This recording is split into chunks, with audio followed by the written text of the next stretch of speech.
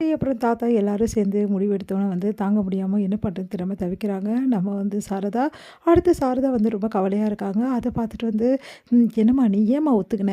இப்ப இருக்க நிலைமைக்கு இதெல்லாம் எப்படிம்மா பண்ண முடியும்? நீ ஏன் இப்படி ஒத்துன்ட்டு இருக்கன்னு எனக்கு ஒண்ணுமே புரியல" அப்படின்றாங்கங்க. என்னடி பண்றது? அவங்க வீட்ல உட்காந்துருக்கோம். அவங்க சொல்றத கேட்டு தானே ஆகணும். அதுக்காக நம்ம எதுவுமே சொல்லக்கூடாதா? நல்லா இருக்கே கதை. நம்மளால இப்ப முடியாதுன்னா முடியாதுன்னு தான் சொல்லணும். நீ ஏம்மா இப்படி பண்ணிட்டுருக்க? இதெல்லாம் சரியில்லம்மா. இப்ப இருக்க நிலைமையில காவேரிக்கு நீ எதுவும் பண்ண முடியாது, கஷ்டப்படுவ. அது மட்டுமா கூட்டின்னு போ முடியாதுன்னு கஷ்டப்படுவ. நீயே வம்ப இழுத்துக்கிறம்மா. உன் மனச நீயே காயப்படுத்திக்கிற அப்படின்றாங்க. என்னடி பண்ணுறது? காவேரிக்காக இதெல்லாம் பொறுத்து தானே நம்ம ஆகணும். நம்ம நிலைமை எப்போ தான் தெரியும்னு நம்மளுக்கே தெரியலையே. தெரிஞ்சாவது நம்ம சொல்லலாம், இந்த மாதிரி இந்த டைமில் முடிஞ்சிடும், அதுக்கப்புறம் வச்சுக்கோங்கன்னு சொல்லிட்டு. ஆனால் நம்ம நிலைமை எப்போ முடியும்னு ஒன்றுமே புரியாமல் இருக்கு. அதுக்காக நடக்க வேண்டிய நல்ல காரியத்தை நான் கெடுக்க மாதிரி இருக்கக்கூடாது கங்கா. அதனால தான் சரின்னு சொல்லிட்டு நான் ஒத்துக்கினேன். ஆனால் காவேரிக்கு செய்ய வேண்டியது நம்ம செஞ்சு தான் ஆகணும். இப்போ எப்படிவா செய்ய முடியும்? நம்ம இங்கே உட்காந்துருக்கோம். நம்ம கையில் என்ன பைசா இருக்குன்னு செய்ய முடியும்?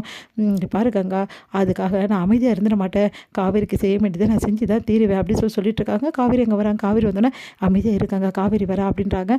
காவேரி என்னம்மா நீ எதுக்காகம்மா ஒத்துக்கின? அதை தானே நானும் சொல்லிட்டு இருக்கேன். வேணாம் சொல்ல வேண்டியதுனம்மா. இப்போ இருக்க நிலைமையில நம்ம வாழ்க்கையை சரி பண்ணுறதுக்கே சரியாக இருக்குது. இதில் வேறு இந்த ஃபங்க்ஷனில் எதுக்குமா அப்படின்னோடனே, இங்கே பாரு காவேரி, அவங்க பெரியவங்க ஒரு முடிவு எடுக்கும்போது அது வேண்டாம் அப்படி சொல்கிறது மறுக்கிறது ரொம்ப பெரிய தப்பு. புரியுதா அப்படின்றாங்க. அது நீ அமைதியாக இரு, எல்லாத்தையும் அம்மா பார்த்துக்கிறேன். நீ எந்த பிரச்சனையும் பண்ணாமல் இருந்தால் அது போதும். தம்பி பார்த்தல எவ்வளோ சந்தோஷமாக இருந்துச்சுன்னு சொல்லிட்டு அது சந்தோஷத்தை மண்ணு போட சொல்லிட்டு என்ன பார்க்குறல எவ்வளோ பிரச்சனையும் தம்பி தான் ஒத்த ஆளாக நின்று எல்லாத்தையும் சமாளிக்குது. இந்த சூழ்நிலை தம்பிக்கிட்ட நீ கேட்குற ஒரே சந்தோஷத்தையும் நான் வேணான்னு எப்படி சொல்லுவேன்? அவ்வளோ சந்தோஷப்பட்டுருக்கு அந்த விஜய் தம்பி. நான் என்னடி பண்ண முடியும் அப்படின்னு அது அப்போ கூட ஒரு புரிஞ்சு பாருமா நம்ம சொன்னால். வேணாடி எதுவும் புரிஞ்சுக்க வேணாம். ஃபங்க்ஷன் நல்லபடி நடக்கட்டும். என்ன நடக்குதோ கடவுளோட செயல் அப்படின்னு சொல்லிட்டு போகிறாங்க. அதை கேட்டுட்டு என்ன பண்ண தெரியாமல் தவிக்கிறாங்க நம்ம காவேரி. அடுத்து இங்கே ஃபங்க்ஷனுக்கான வேலை எல்லாமே பக்காவாக பண்ணிகிட்ருக்காங்க. இதை பார்த்து நம்ம கங்காவுக்கு மனசு கஷ்டமாக இருக்குது. என்ன இவருக்கு ஃபோன் பண்ணாலும் எடுக்க மாட்டேங்கிறாரு, என்னதான் பிரச்சனைன்னு ஒன்றுமே புரியலையே. ஏன் ஃபோன் பண்ணால் எடுக்க மாட்டேங்கிறாரு, என்னவா இருக்கும் அப்படின்னு சொல்லிட்டு யோசனையாக இருக்குது. உடனே ஒரு யோசனை வருது.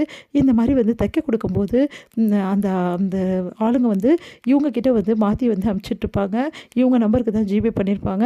ஆமாம், அன்றைக்கி அவர் தைக்க கொடுக்கும்போது ஏன் நம்பருக்கு தானே ஜிபே பண்ண சொல்லி கொடுத்தேன். அவங்களும் பண்ணாங்க. அப்போது கண்டிப்பாக அதில் நம்பர் இருக்கும். அந்த நம்பரை வச்சு இவர் என்ன பண்ணுறாரு, ஏது பண்ணுறாரு, எங்கே இருக்காருன்னு தெரிஞ்சுப்போ அப்படின்னு சொல்லிட்டு கங்கா யோசிச்சு அந்த ஃபோனை எடுக்கிறாங்க. அப்போ கரெக்டாக அவங்க அம்மா என்ன கங்கா என்ன பண்ணிகிட்டு இருக்க?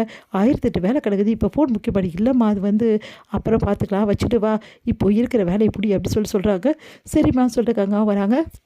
அடுத்து ஃபங்க்ஷனுக்கான ஏற்பாடு எல்லாமே பண்ணிவிட்டு ஃபங்க்ஷன்லாம் ஒவ்வொருத்தரும் வர ஆரம்பிக்கிறாங்க. காவேரி அவ்வளோ அழகாக சாரியெல்லாம் கட்டி ரொம்ப அழகாக கிராண்டாக வராங்க. உடனே பார்த்துட்டு அப்படியே சந்தோஷம் தாங்க முடியல சாரதாக்கு. அவ்வளோ அழகாக இருக்கா என் பொண்ணு அப்படி சொல்கிறாங்க.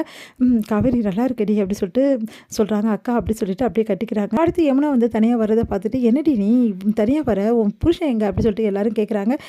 அவர் ஊருக்கு போயிருக்காருமா, திடீர்னு ஏதோ வேலை விஷயமா போனார் அப்படின்ற மாதிரி சொல்லிட்டு இருக்காங்க யமுனா. என்ன யமுனா என்ன ஆச்சு அப்படி சொல்லிட்டு ஏதாவது பிரச்சனையா அப்படி சொல்லிட்டு கங்கா கேட்குறான். அதெல்லாம் ஒன்றும் இல்லைக்கா, திடீர்னு கிளம்பி போனார், ஏன் புரியலக்கா அப்படின்னோடனே அடி அப்படின்னு சொல்லிட்டு கேட்டுட்டு இருக்கும்போது உடனே ஞாபகம் வருது. ஒரு நிமிஷம் இருடி, என்னக்கா அப்படின்னோடனே ஒரு நிமிஷம் இருடி அப்படி சொல்லிட்டு உள்ள போகிறாங்க. கூடவே யமுனா போகிறாங்க. என்னாச்சுக்கா? மாமாவுக்கு ஃபோன் பண்ணுறதுக்கு ஒரு ஐடியா கிடைச்சதுடி, ஒரு நிமிஷம் இருன்னு சொல்லிட்டு இந்த நம்பர் எடுத்து கால் பண்ணி பார்க்குறாங்க. அங்கே இருக்காரா அப்படின்னு சொல்லிட்டு கேட்குறாங்க. குமரன். குமரனா? அவர் எங்கே போனான்னு தெரியலங்கன்றாங்க. அதிர்ச்சி அடைகிறாங்க இதை கேட்டு கங்கா.